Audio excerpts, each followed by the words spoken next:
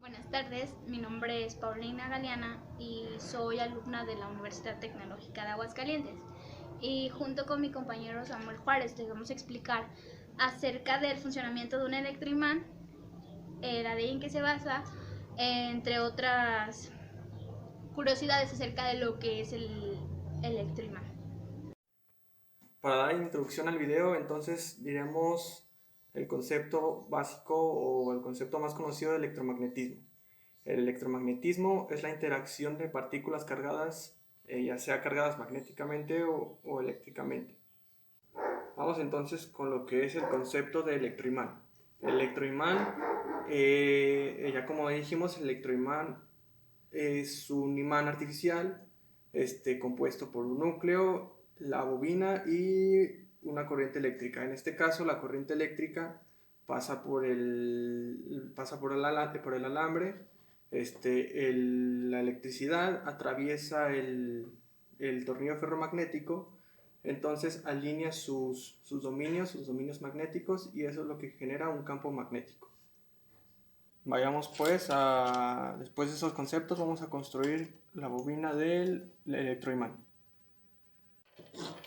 Los materiales que vamos a estar usando para crear este electroimán serán estas pequeñas dos pilas de 1.5 voltios cada una, este alambre de bobina y por supuesto el núcleo del electroimán de la bobina, que es un tornillo con propiedades ferromagnéticas. Empezamos enrollando el alambre en el núcleo, que es el tornillo ferromagnético.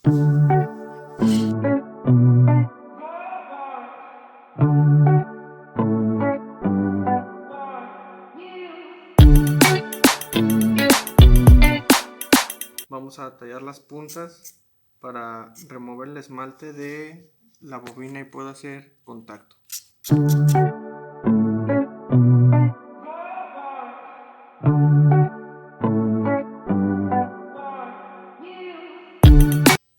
Terminada ya nuestra bobina, vamos a conectarlo a las pilas y entonces vamos a ver si funciona.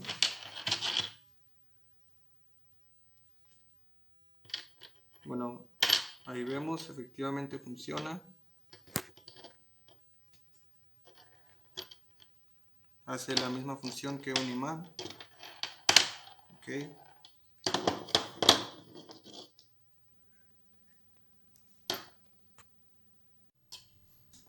¿Qué principio eléctrico influye en el electroimán?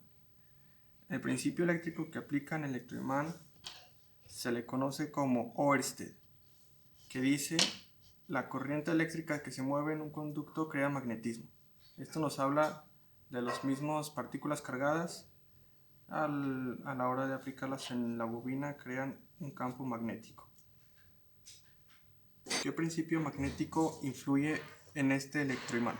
Cuando la corriente de la bobina está desactivada, la mayoría de los dominios pierden la alineación y vuelven a su estado aleatorio, y así desaparece el campo. Esto nos dice que a la hora de desactivar el electroimán, los dominios magnéticos de la bobina o del núcleo aún están, por decirlo así, activados. Esto nos dice que no pierden su totalidad el magnetismo que hay en esta.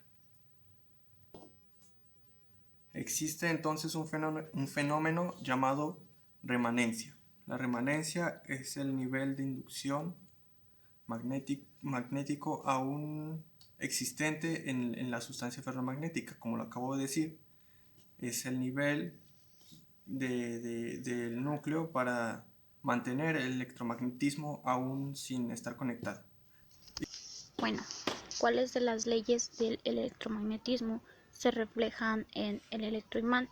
Bueno, se basan principalmente de la ley de Faraday, que también es conocida como ley de inducción electromagnética de Faraday, en la cual él estableció que la tensión inducida en un circuito cerrado es directamente proporcional a la rapidez con que cambia en el tiempo, es decir, el flujo magnético que se atraviesa en una superficie cualquiera con el circuito como borde. Como podemos observar, dependiendo a la rapidez con la que vaya se enciende el foco. Si este fuera a una velocidad mayor, el foco tendría una intensidad de luz mayor, y desde luego si fuera menor, pues obviamente sería menor. Él descubrió lo que fue la inducción electromagnética cuando enrolló dos bobinas en un arco de hierro. Él aplicó una corriente a una de las bobinas y la otra no. Entonces se dio que una, la que no recibió corriente, también a través de los espirales recibió electricidad.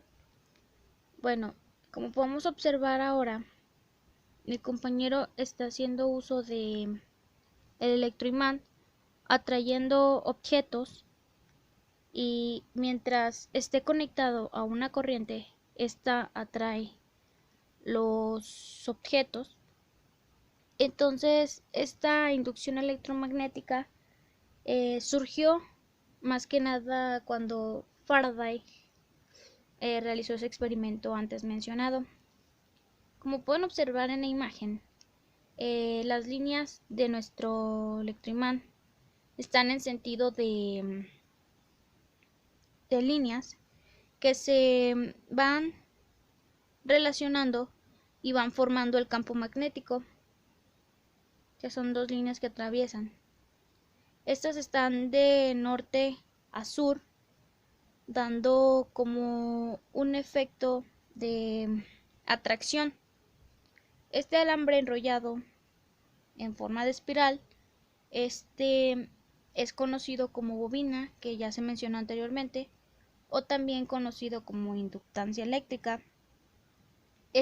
Como les mencioné, formó el campo magnético, tomando así como referencia a la ley de Faraday, en donde él ya había realizado la atracción de materiales gracias a su experimento.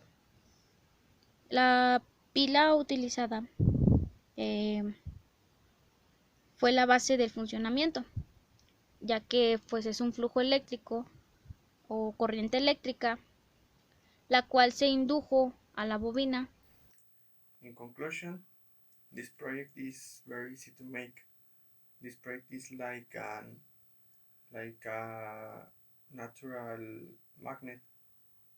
This project this project use a battery, and the electric charge runs around the nucleus, and this work is the thing called like an electromagnetism.